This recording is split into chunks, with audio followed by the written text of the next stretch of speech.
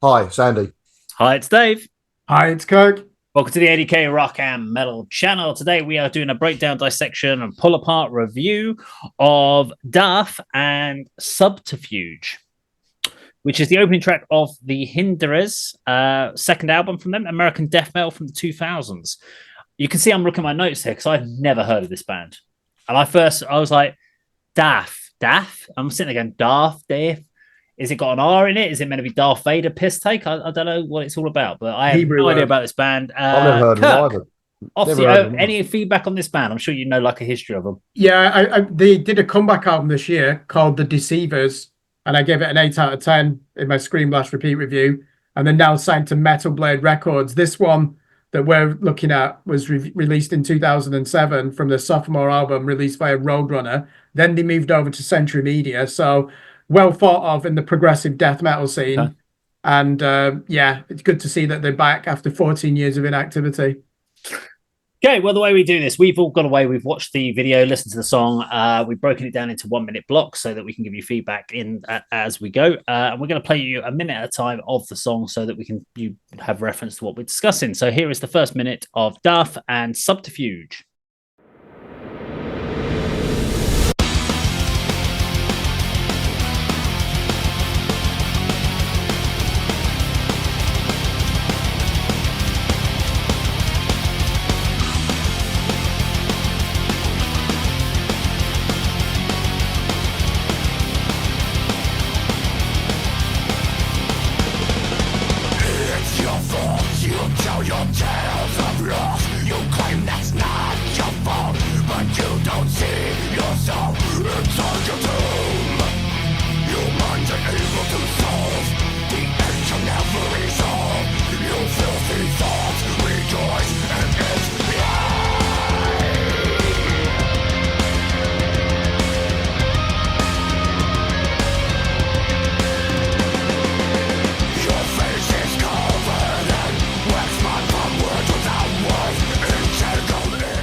Okay, first minute in. I mean, it's just instant intensity when this song kicks in. It's almost industrial rock metal at this point.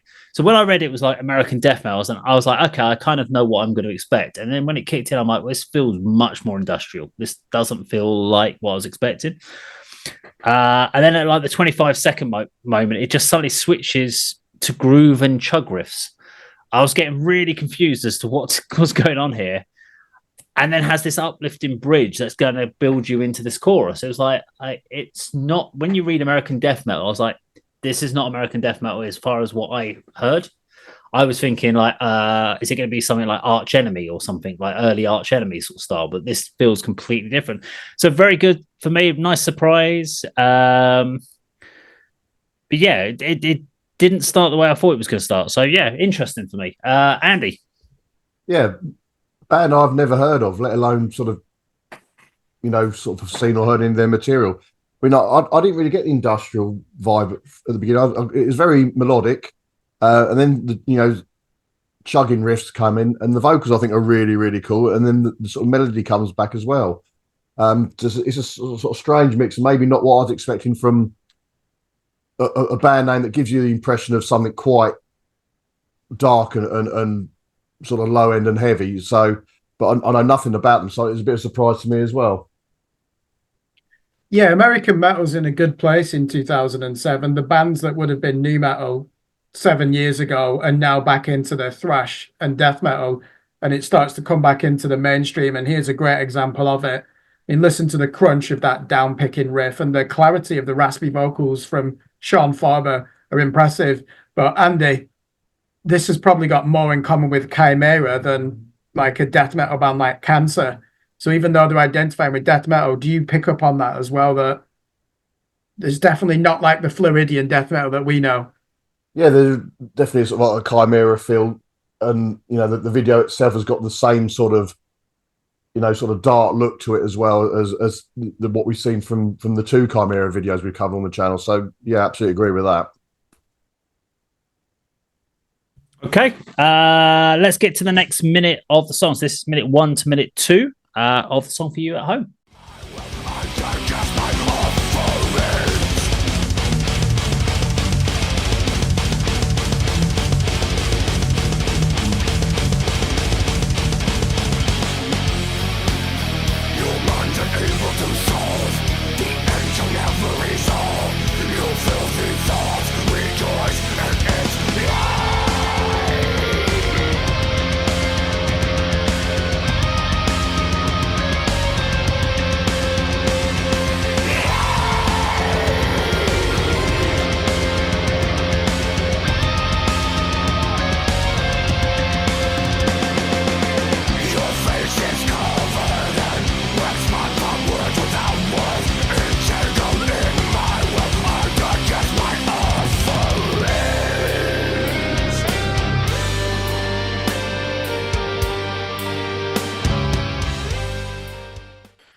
Okay, so this is where we're really getting into the chorus. This is our first chance to get into chorus.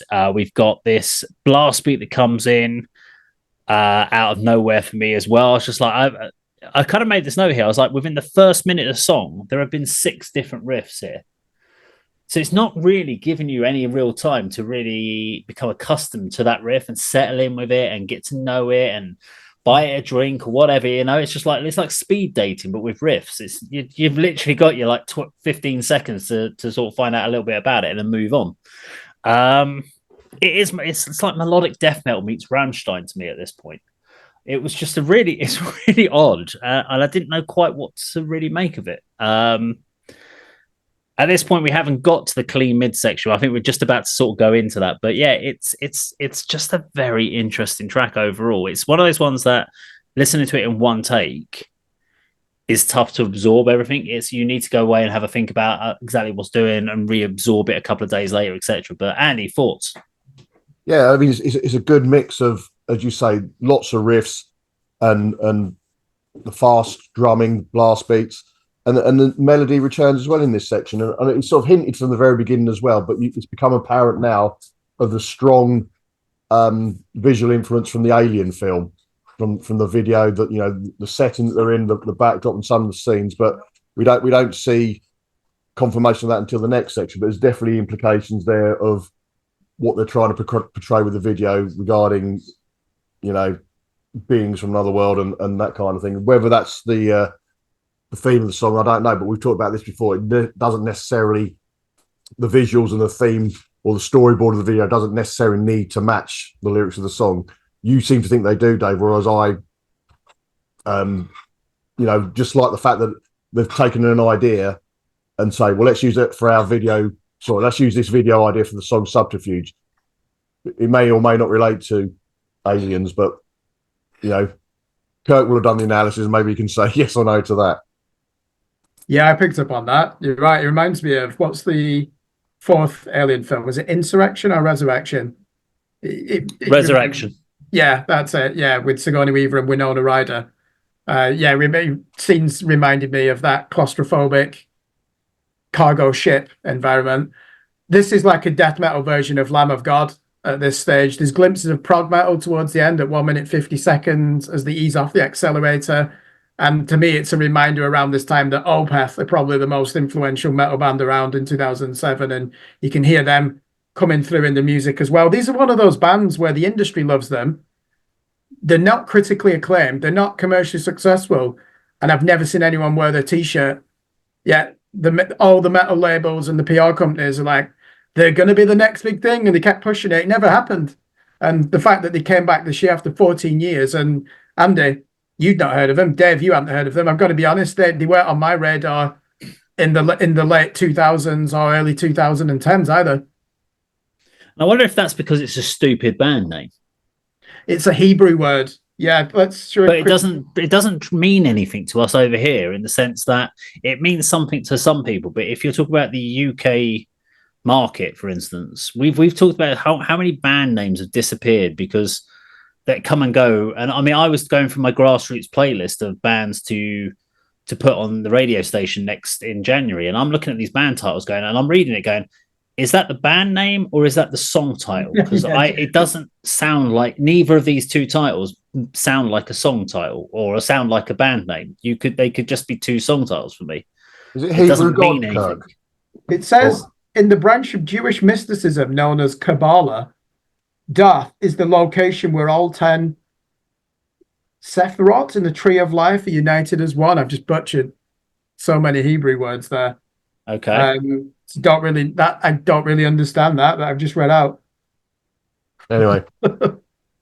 Anyway, right, let's play some more. This is minutes 2 to minute 3 of the song for you at home.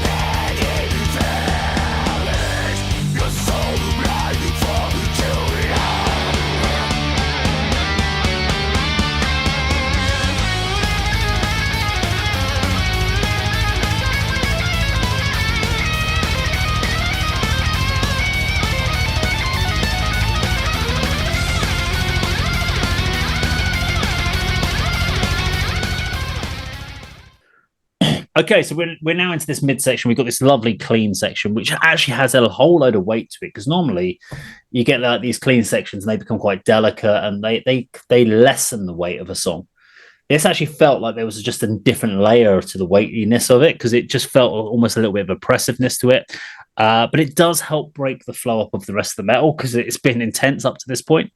We get this lovely up tempo change into a solo, and then it just goes nuts with double kick stuff. It's just. And I'm not a fan of massively fast, intense double click stuff. But it works. It works really well with the track. So I can't fault it for that. It's one of those ones that if someone goes off and gives me blast beat double kick stuff, I tune out the song instantly. Because I that's all I can hear then. I can't really hear the riffs. I can't hear anything else. And so, yeah, it overcomplicates the song for me. But and we could say, is that the jealousy because you can't do it? Quite bloody possibly. I have no idea. Maybe it is because I can't play it like that. So, yeah. And I'm not intentionally ever going to learn to play like that. Andy, over to you. Yeah, I've noted down this is the middle eight section, and I put, again, it's too nice. So maybe that implies that I haven't enjoyed the melodic sections that have appeared already in the song and really enjoyed the sort of the intense chugging riffs. This is when the alien creature first appears in the video, so the story is developing and sort of confirming the fact that it's influenced by the Alien films. There's a solo which I've said I don't like the effects that's been used on the solo. I mean, I'm not a huge solo guy anyway, but it sounds very much like a keyboard rather than a guitar playing a shredding solo in a sort of death metal type song. So I guess apart from the visuals, I don't like this section of the song at all. So I'll pass over to Kirk. Yeah, the virtuoso solo begins at 2 minutes and 45 seconds, and technical musicianship's back in vogue now, isn't it, in 2007? And I keep saying about this transition from new metal to what comes after, that's still shifting platinum units for certain new bands coming through. And this is certainly in alignment with the way that metal's becoming about the riffs again now, isn't it? It's not really got anything to say lyrically. It's probably not even speaking to teenagers on a cerebral level, about teen angst and depression and self-harm like new metal was doing. And it is just all about the musicianship. And Dave, I know you're actually critical of that, aren't you? And that's why you don't like gent and some of the other subgenres, because it's just about guitar fret wankery, isn't it? Would you apply it's that? Less about the song. It's more about look at what we can do, look at how we can be different from actually writing a song with a particular melody and that's why because at this point you've got to remember in the early 2000s when these sort of bands were coming out and doing sort of moving the gent, the other form of metal was people were moving towards either hard rock revivals, because we were getting the bands like the Hellstorms and starting to appear, but we also were getting the big goth metal bands with things like Evanescence, Nightwish were really starting to ramp up in their sort of side. Within Temptations were getting bigger, so we were getting this whole kind of split where we had almost the technical stuff on one side and then we had the songwriting of melody. And I think it's because technical stuff is still songwriting, it's just where they were focusing more on the melody and the lyrics, and guitars were taking almost a step back to just be a background instrument, and the solo was where you shined. And I much prefer that. I want a song that because I can't sing along to a guitar technical riff solo. I can sing along to badly, but I can sing along to a vocal riff, a vocal melody, etc. So I want to hear more of that than I do, even if it's dooming. If it's a doomy vocal melody, I'd still prefer that than metallic riffage that's basically just very technical stuff. So where we'd go down the route of Polyphia now and Periphery and Dillinger Escape Plan and some of that sort of stuff at the time. Yeah, the kings of this, Andy will probably agree with me, Daath, that the last album Chuck Schuldiner did, The Sound of Perseverance. I was playing some of that for our best of 1998 ADK radio playlist, and I don't think anything's going to better that in terms of progressive death metal. I know Opeth come up a lot, but to me, death metal's perfection is the Death discography. And I know I'm never going to hear anything as good as that. And that's why death metal kind of disappoints me today. But they were doing a good job in 2007, Daath, of moving on from what Death had pioneered on that album. And go and check out their album this year, which is well worth a listen as well. Okay, this is the last 46 seconds of the song then for you at home. Your vision